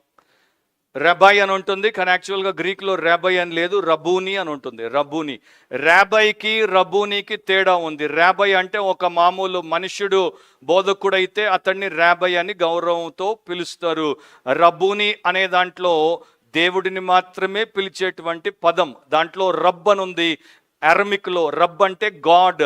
So రబూని అంటే దైవ లేక దేవుడా, దైవ బోధకుడా, godly teacher, God the teacher అని అర్థం. సో ఇతడికి ఏమీ సందేహం లేదు, నిస్సందేహంగా 3 మాటల్లో చెప్పేశాడు, రబ్బూని నాకు దృష్టి కావాలి, ఐ వాంట్ టు సీ, నేను చూడాలనుకుంటున్నాను. రబ్బూని అనేటువంటి పదము కేవలం బైబిల్లో 2 మాత్రమే వాడారు. మొదట వాడినటువంటి వ్యక్తి యేసు బ్రతికున్నప్పుడు సిలువకు వెళ్ళక మునుపు ఈ యొక్క పురుషుడు భర్తిమయి. రెండవసారి వాడినటువంటి వ్యక్తి యేసు సిలువకి వెళ్ళి చనిపోయి తిరిగి లేచినప్పుడు యోహాను సువార్త 20వ అధ్యాయంలో యేసు ఆమెను చూచి మరియా అని పిలిచెను. ఆమె ఆయన వైపు తిరిగి ఆయనను హీబ్రీ భాషలో లేకపోతే హెబ్రీ భాషతో రబ్బూని అని పిలిచాను. అనువాదంలో ఆ మాటకు బోధకుడు అని ఉంది, కానీ యాక్చువల్గా మీనింగ్ దేవుడిని మాత్రమే ఉద్దేశించేటువంటి పదం. సో ఇతడు యేసును మెస్సియాగానే కాదు, యేసును దేవుడిగా కూడా గుర్తించాడు. అంటే దేవుడు మాత్రమే చేయగలిగినటువంటి అద్భుతాన్ని చేయమని అడుగుతున్నాడు. మెస్సియా ఒక్కడే చూపు లేని వారికి, గుడ్డి వారికి చూపునిస్తాడు పాత నిబంధన ప్రవచనం ప్రకారం. సో భర్తిమై ఆస్తి కొరకు, శక్తి కొరకు, లేకపోతే గొప్ప పేరు కోసం, లేకపోతే మరొక దాని కోసం అడగలేదు. నాకు కావాల్సింది చూపు. ఆ చూపును నాకు దయచేయి. ఒక దేశంలో ఒక పెద్ద సేవకుడు, ఆయన ఫిలిప్స్ బ్రూక్స్ అనేటువంటి సేవకుడు, ఆయన బాస్టన్ నుండి మరొక పట్టణానికి వాక్య పరిచర్యకి వెళ్ళాడు. ఆయన స్నేహితుడిని ఆయన సంఘానికి ఆదివారం వాక్యం చెప్పడానికి పిలిచాడు. సో ఈ స్నేహితుడు వచ్చి వాక్యం చెప్పిన తర్వాత రోడ్డు మీదకి వచ్చి ఆయన నడిచి వెళ్ళడానికి ప్రయత్నం చేస్తున్నప్పుడు సంఘంలో నుండి ఒక గుడ్డివాడు బయటకు వచ్చాడు, కర్రతో వచ్చి ఈయన పక్కనే ఉన్నాడని తెలుసుకున్నాడు. గుడ్డి వాళ్ళకి మనకన్నా చాలా ఎక్కువ సెన్స్ ఉంటుంది, మీకు తెలుసు అనుకుంటాను. వాళ్ళకి మరి ఎక్కువ చాలా ఈజీగా పసికట్టేటువంటి శక్తి ఉంటుంది. సో ఈయన్ని పలకరించగానే ఈయన ఒక మాట పలికాడో లేదో వెంటనే ఆ గుడ్డి వ్యక్తి అన్నాడు, మీరే కదా బోధకులు ఫలానా ఫలానా అనేసి. అవునంటే పదండి నేను మీ హోటల్కి తీసుకెళ్తానంటే, లేదు నేను వెళ్ళిపోతాను అన్నాడు. లేదు నేను మిమ్మల్ని తీసుకెళ్ళి మీ హోటల్లో దింపుతాను, నాకు ఈజీగా ఈ యొక్క ఏరియా అంతా బాగా తెలుసు అని చెప్పి ఆయన చేతిలో చేసుకుని ఆయన్ని తీసుకెళ్ళి చాలా చక్కగా ఆయన ఎట్లా పోవాలని ఆలోచిస్తుంటే ఆయన ఈజీగా తీసుకెళ్ళి హోటల్ డోర్ దగ్గర దింపేసి నేను వస్తానని చెప్పి పోతున్నప్పుడు ఈయన థ్యాంక్స్ చెప్పాడు. థ్యాంక్స్ చెప్పినప్పుడు గుడ్డివాడు ఒక మాట అన్నాడు, నాకు ఒంటరిగా బతకడం అలవాటు, నేను ఒంటరిగానే ఈ యొక్క పట్టణం అంతటిని తిరిగేస్తాను, అన్నీ తెలిసేసుకున్నాను, నాకు ఒక్కడు కూడా మార్గదర్శకుడు లేడు, ఎందుకంటే నేను నిజంగా నా గుడ్డితనాన్ని బట్టి దేవుడికి కృతజ్ఞుడినై ఉన్నాను, నేను గుడ్డివాడను, లోకాన్ని చూడలేను గనుక ఆకర్షణలు నాకేమీ లేవు, అందుకని నా యొక్క ధ్యానము చాలా శ్రేష్టంగా ఉంటుంది, నేను డిస్టర్బ్ అవ్వకుండా మెడిటేట్ చేస్తాను దేవుడి మీద. అది మీరు గుర్తుపెట్టుకోండి. మనకు కూడా గుడ్డితనం వస్తే మంచిదేమో అనిపించింది నాకు నిన్న, ఎందుకంటే గ్యాడ్జెట్ మనకి దేవుడు అయిపోయింది. సో గుడ్డితనం వస్తే కనీసం గ్యాడ్జెట్ని వాడడం తగ్గిపోద్దేమో అని నాకు అనిపించింది. 52వ వచనం, అందుకు యేసు నీవు వెళ్ళుము, నీ విశ్వాసము నిన్ను స్వస్థపరిచెనని చెప్పాను. వెంటనే వాడు త్రోవను ఆయన వెంట చూపు పొంది వెళ్ళెను. అమేజింగ్ వర్డ్స్, చాలా అమోఘమైనటువంటి మాటలు. యేసు ముట్టలేదు, యేసు పలకలేదు, కానీ యేసు నీవు వెళ్ళుమో అంటున్నాడు, నీ విశ్వాసం నిన్ను స్వస్థపరిచెను. సో గో అంటున్నాడు. గో అవే కాదు అంటే వెళ్ళిపో కాదు, గెట్ అవుట్ కాదు. గో అంటే నీకు కావాల్సింది జరిగిపోయింది, ఇక నువ్వు పో, నా దగ్గరికి వచ్చావు, నా దీవెన పొందావు, ఇక నువ్వు వెళ్ళొచ్చు. ఎందుకని యేసు ప్రభు కొందరిని గో అంటాడు, కొంతమందిని అట్లా వెళ్ళమంటాడు? మార్కులోనే మీరు గమనిస్తే 4 చెప్తాను. 1వ అధ్యాయంలో 44వ వచనాన్ని మీరు చూడండి. మార్కు సువార్త 1:44లో, కానీ నీవు వెళ్ళి వారికి సాక్ష్యార్థమై నీ దేహమును యాజకునికి కనపరుచుకొని నీవు శుద్ధుడవైనందుకు మోషే నియమించిన కానుకలను సమర్పించుమని వానికి ఖండితముగా ఆజ్ఞాపించి వెంటనే వానిని పంపివేసెను. సో నీవు యాజకునికి చూపించుకో, యాజకుడు కన్ఫర్మ్ చెయ్యనివ్వు, అప్పుడు మోషే నియమించిన కానుక ఇవ్వమని స్వస్థపరిచిన తర్వాత వాడితో చెప్తున్నాడు. 2వ అధ్యాయం 11వ వచనంలో, పక్షవాయువు గలవానిని చూచి నీవు లేచి నీ పరుపెత్తుకొని ఇంటికి పొమ్మని నీతో చెప్పుచున్నాను నేను. నిన్ను మోసుకొని వచ్చారు పరుపు మీద, ఇప్పుడు నీవే నీ పరుపెత్తుకో, నీవు నీ పరుపును మోసుకొని నీ ఇంటికి వెళ్ళిపో, వారి యందు నీవు నా సాక్షిగా బ్రతుకు. మార్కు 5:19లో ఆయన వానికి సెలవీయక, ఈ దయ్యం పట్టినటువంటి ఈ వ్యక్తి, సేన అనేటువంటి దయ్యం పట్టిన వ్యక్తి, నేను నీతో వస్తాను ప్రభువా, నీతో ఉంటాను ప్రభువా, నా జీవితం నీకే ప్రభువా అన్నట్టు మాట్లాడుతుంటే వానికి సెలవీయక నీవు నీ ఇంటి వారి యొద్దకు వెళ్ళి ప్రభు నీ యందు కనికరపడి నీకు చేసిన కార్యములన్నింటినీ వారికి తెలియజెప్పుమనెను. సో నీ ఇంటికి వెళ్ళిపోమన్నాడు, ఇంటికి వెళ్ళిపోయాడు. దెక్కపోలిలో సువార్తికుడు సువార్త ప్రకటించేశాడు. 7:29లో, అందుకు ఆయన ఈ మాట చెప్పినందున వెళ్ళుము, దయ్యము నీ కుమార్తెను వదిలిపోయినదని ఆమెతో చెప్పాను. ఆ సురోఫోనికియ స్త్రీతో చెప్పేశాడు, దయ్యం నీ కుమార్తెను వదిలేసింది, నువ్వు ఇంటికి పోయిక. సో అగైన్ అండ్ అగైన్ యేసు వెళ్ళమన్నప్పుడు ఒక రీజన్ ఉంది, ఒక స్ట్రాంగ్ అండ్ గ్రేట్ రీజన్ ఉంది అనేది ఆ సువార్త మనకి చెప్తోంది. నీ విశ్వాసము నిన్ను స్వస్థపరిచెను, నీ విశ్వాసము నిన్ను స్వస్థపరిచెను. గ్రీక్లో సోజో అనేటువంటి పదం అది. దాంట్లో నుండే మనకి హీల్డ్ స్వస్థత, స్వస్థపడుట, అండ్ సేవ్డ్ రక్షించబడుట, రక్షణ పొందుట అనేటువంటి 2 అర్థాలు వస్తున్నాయి. సో భౌతికంగా రక్షించబడుట, ఆత్మీయంగా రక్షించబడుట, రెండిటికి కూడా ఇది సూచనగా ఉంది. దేహము బాగుపడుట, ఆరోగ్యముతో నిండుకొనుట, ఆత్మ కూడా బాగుపడి ఆరోగ్యముతో నిండుకొనుట, ఆ రెండింటినీ సూచిస్తోంది. సో యేసు ఏం చేశాడంటే అతనికి దేహ దృష్టినిచ్చాడు, కను దృష్టినిచ్చాడు, అండ్ అతని ఆత్మను విమోచించి రక్షించాడు. ఒకేసారి యేసు ప్రభు ఆ వ్యక్తిలో 2 కార్యములు జరిగించాడు. సో ఒక భక్తుడు అందుకే అంటాడు, బార్ తీమయోస్ ఇక నుండి బార్ థియోస్ అయిపోయాడని. బార్ తీమయిస్ అంటే తీమయి కుమారుడు, బార్ థియోస్ అంటే దేవుని కుమారుడు. సో తీమయి కుమారుడు దేవుని కుమారుడు అయిపోయాడు. ఎందుకంటే దేవుని కుమారుడైన యేసుక్రీస్తు అతడిని తాకాడా? తాకలేదు, రక్షించాడు. మాట ద్వారా రక్షించాడు. కొంతమంది అంటుంటారు, దర్శనం ద్వారా దేవుడు నాతో మాట్లాడితే, స్వరం వినిపించి దేవుడు నాకు చెప్తే, లేకపోతే దూతను పంపితే, లేకపోతే ఎవరైనా పెద్ద సేవకుడితో ఆయన చెయ్యి నా తల మీద పెట్టించి ప్రవచనం చెప్పిస్తే. యేసు ఇతనికి మాట చెప్పాడు, నీ విశ్వాసం నిన్ను స్వస్థపరిచాను. ఆ మాట ఇప్పుడు చెప్పకుండా ఆల్రెడీ రాసి మనకిచ్చాడు, దీని ద్వారా చెప్తాడు. ఆల్రెడీ మీరు మెసేజ్ పంపించిన తర్వాత మళ్ళీ ఫోన్ చేసి చెప్పాలా? హలో, ఇప్పుడు అంతా కూడా మెసేజింగ్ ఏజ్ కదా ఇది. వాట్సాప్లో మీరు మెసేజ్ పంపిన తర్వాత మళ్ళీ ఫోన్ చేసి చెప్పాలి అవతల వ్యక్తికి. అట్లా చూస్తారేంటి? చెప్పండి ఆన్సర్.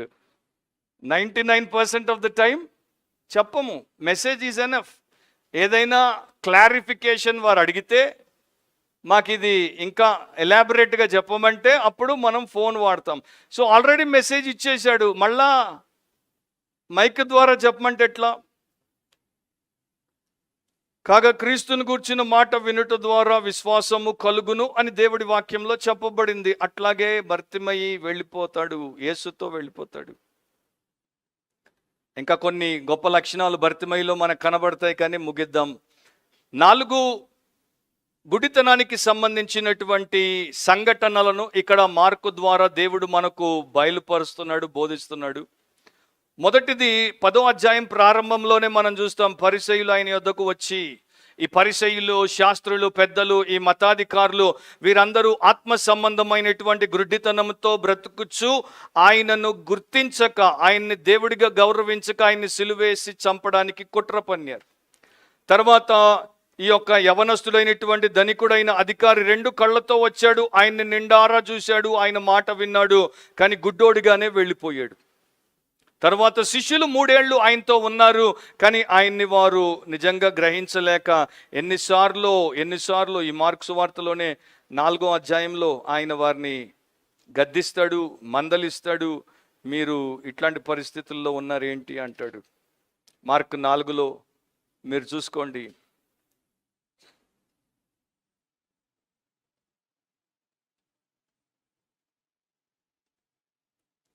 వారు చూచుటకైతే చూచియు కనుగొనకను, వెనుటకైతే వినియు గ్రహింపకయు నుండుటకును అని చెప్తాడు.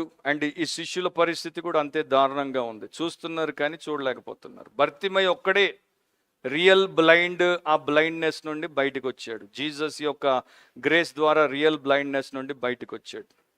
జాన్ బేల్ అనేటువంటి ఒక ప్యూరిటన్ భక్తుడు ఇట్లా రాశాడు ఆయన పుస్తకంలో, ఖగోళ శాస్త్రవేత్తలు అంటే ఆస్ట్రానమర్స్ అండ్ న్యాచురలిస్టులు, ప్రకృతి శాస్త్రవేత్తలు తమ వస్తువులను చూసేటప్పుడు తమ పరికరాల అద్దాలపై ఏమాత్రము ధూళి లేకుండా చూసుకోవడానికి ప్రత్యేక శ్రద్ధ వహిస్తారు. ఎందుకంటే అతి చిన్న ధూళి కణము కూడా ఆ వస్తువును మరియు వారు పరిశీలనను ఏదైతే చేస్తున్నారో దాన్ని ప్రభావితము చేయొచ్చు.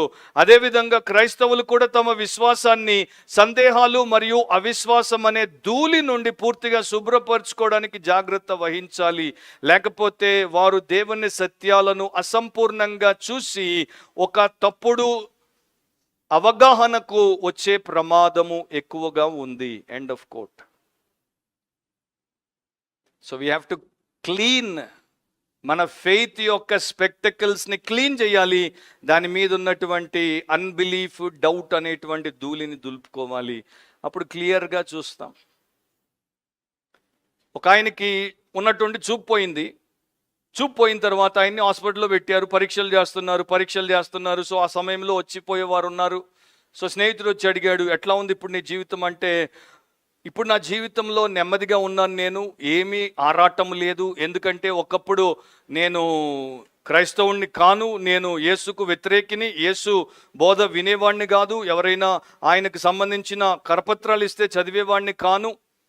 కానీ ఇప్పుడు నాకు చూపు పోయిన తర్వాత యేసు యొక్క ఆలోచనలు, యేసు యొక్క మాటలు విని ధ్యానిస్తున్నాను అని చెప్పాడు. సరే, అయిపోయింది. ఆయనకి అన్ని టెస్టుల తర్వాత ఆపరేషన్ చేశారు. ఆపరేషన్ చేసిన తర్వాత ఆయనకి పట్టి వేసాడు డాక్టర్. కళ్ళ మీద చూపు వస్తుంది కొన్ని రోజుల తర్వాత, మెల్లగా అది తీస్తామని చెప్పాడు. మళ్ళా సేమ్ స్నేహితుడు వచ్చాడు. సంతోషంగా ఉందా, ఇప్పుడు చూపు వచ్చేస్తుంది కొన్ని రోజుల తర్వాత మళ్ళా చూస్తామంటే, సంతోషము ఉంది, భయము ఉంది అన్నాడు. ఎందుకంటే ఇప్పుడు చూపు వస్తే మళ్ళా నేను మొదటివాడిలాగా యేసుకు వ్యతిరేకిని అయిపోతానేమో. అందుకని నాకు అప్పుడప్పుడు అనిపిస్తుంది, చూపు లేకుండా యేసుకు దగ్గరయ్యాను, ఇక చూపు లేకుండా ఉంటేనే యేసుతో ఉండే అవకాశం ఎక్కువ. కనుక నేను ఇప్పుడు ప్రార్థన చేస్తున్నాను, దేవా నాకు నీవు ఇష్టమైతే చూపునివ్వు, కానీ నేను ఆ చూపు ద్వారా నీకు దూరమై చెడిపడిపోకుండా నన్ను కాపాడు. నీ చిత్తమైతేనే చూపునివ్వు, నీ చెంత నన్ను ఉంచుకుంటేనే చూపునివ్వు, లేకపోతే చూపు లేకపోయినా నన్ను నీ చెంతను ఉంచుకో. మంచి ప్రార్థన అనుకుంటాను. ఇప్పుడు ఆయన త్రోవ పక్క నుండి లేచాడు. ఫైనల్గా యేసుతో త్రోవను ఆయన వెంట, త్రోవను వెంటనే అని ఉంటుంది మార్కులో, వెంటనే, ఇమీడియట్లీ. ఆయనకి ఇష్టమైన పదం. ఆలస్యం ఉండదు, హెజిటేషన్ ఉండదు. వెంటనే వాడు త్రోవను ఆయన వెంట చూపు పొంది వెళ్ళాను. ఆయన వెంట అంటే యెరూషలేంకి. ఆయన సిలువ మరణానికి పోతుంటే ఇతడు కూడా సిద్ధపడిపోయి ఆయన వెంట చావడానికైనా సిద్ధమని వెళ్ళిపోతున్నాడు.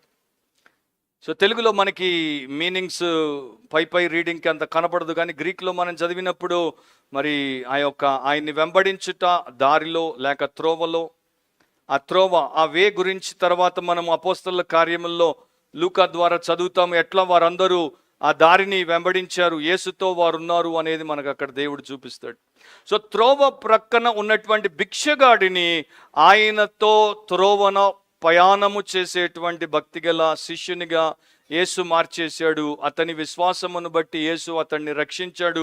అతని విశ్వాసమును బట్టి యేసు అతనికి చూపునిచ్చాడు.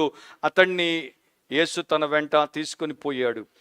లూకా 18:43లో ఇక్కడ లేనిది ఒకటి అక్కడ లూకా మనకి రాశాడు. ఆ వివరం ఏంటంటే, వెంటనే వాడు చూపు పొంది దేవుణ్ణి మహిమపరచుచు ఆయనను వెంబడించెను. ఇక్కడ క్లియర్గా ఉంటుంది, దేవుణ్ణి మహిమపరచుచు ఆయనను వెంబడించెను. ప్రజలందరూ అది చూచి దేవుని స్తోత్రము చేసిరి. సో ఎవరైనా సరే మనోనేత్రాలు తెరవబడి యేసు రక్షకుడని వారు గ్రహించినప్పుడు, యేసును ఆశ్రయించినప్పుడు, విశ్వాసం ద్వారా వారి పాపం క్షమించబడి వారు రక్షించబడినప్పుడు వారు చేయాల్సినటువంటి, దేవుడు ఆమోదించేటువంటి ఏకైక పని, వారు దేవుని మహిమపరచుచు ఆయనను వెంబడించుట. సో రక్షించబడినటువంటి విశ్వాసి, సేవింగ్ ఫెయిత్ అనేది ఫాలోయింగ్ ఫెయిత్. రక్షించే విశ్వాసం, వెంబడించే విశ్వాసం అనేది గుర్తుపెట్టుకోవాలి. సో నేను ఇక ముగించి ప్రార్థన చేస్తాను. కానీ ఒక మాట, మీరు యేసునందు విశ్వాసం ఉంచితే రక్షించబడతారు. రక్షించబడితే ఈ ప్రకారం మీ జీవితం ఉంటుందని దేవుడు చెప్తున్నాడు. ఆ ప్రకారం ఉంటే దేవుడికి స్తోత్రం, ఉండకపోతే ఇదే సమయంలో మీరు రక్షణ పొందండి. యేసు మీ పాపాన్ని మోసాడు, మీ కొరకు సిలువలో మీ స్థానాన్ని తీసుకున్నాడు, మీ అవమానాన్ని భరించాడు, మీ శిక్షను ఆయన దానికి వెల చెల్లించాడు. దేవుని ఉగ్రతకు మీ పక్షాన ఆయన బలి అయ్యాడు. ఆయన రక్తమును చిందించి చనిపోయి సమాధి చేయబడి 3వ దినమున తిరిగి లేచాడు. ఆయన యందు విశ్వాసమే మీ పాపాన్ని క్షమించి రక్షిస్తుంది, మీ ఆత్మను రక్షిస్తుంది. సో భర్తిమయి దారి పక్కన ఒక బిచ్చగాడే కావచ్చు, కానీ అతడు కృతజ్ఞత గలవాడు. దృష్టి పొందిన తరువాత అతడు యేసును వెంబడించాడు. తన అవసరం తీరిన తర్వాత స్వార్థముతో తన దారిని తాను వెళ్ళిపోలేదు. అతడు అవసరంతో మొదలుపెట్టాడు, కృతజ్ఞతతో ముందుకు పోయాడు, అండ్ ఇప్పుడు విశ్వాసంతో ముగించాడు. అదే శిష్యరికపు దశలకు ఒక పరిపూర్ణమైన సారాంశం. The summary of discipleship in the scripture. So లేఖనాల్లో శిష్యరికం ఎట్లా ఉంటుంది అన్నదానికి సారాంశం. తలంచండి, కళ్ళు మూసుకుని ప్రార్థనలో ఏకీభవించండి.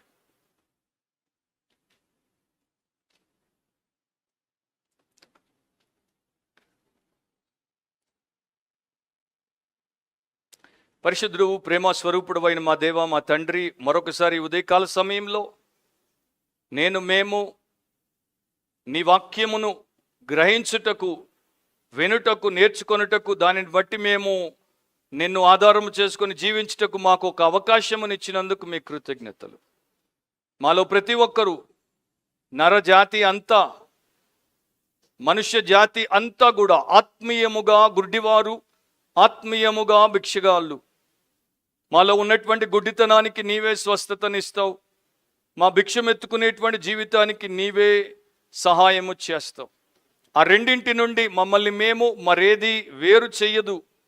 నీవు మాత్రమే ఆ రెండింటి నుండి మాకు విమోచన, విడుదల దయచేయగలవు. కనుక మాలో అలా ఇంకా ఎవరైతే ఆత్మీయంగా గురుడివారిగా, ఆత్మీయంగా భిక్షగాళ్ళుగా ఉన్నారో వారిని కనికరించి వారి మీద మీ యొక్క కార్యమును చేసి రక్షించి వారికి సహాయము చేయి. అండ్ ఎవరమైతే రక్షించబడ్డామనుకున్నామో, చెప్పుకుంటున్నామో, అలాంటి మేమందరము మా ఆత్మీయ గురుడితనము నుండి, ఆత్మీయ వికారిత్వము నుండి నీవు వేరు చేసినందుకు నీ కృతజ్ఞతతో నిన్ను వెంబడించున్నట్లు, నీ యొక్క శిలువ మార్గములో నీ వెంటే ఉండునట్లు సహాయం చేయమని యేసు ప్రభు శక్తిగల నామమును అడిగి ప్రార్థిస్తున్నాం తండ్రి. ఆమేన్.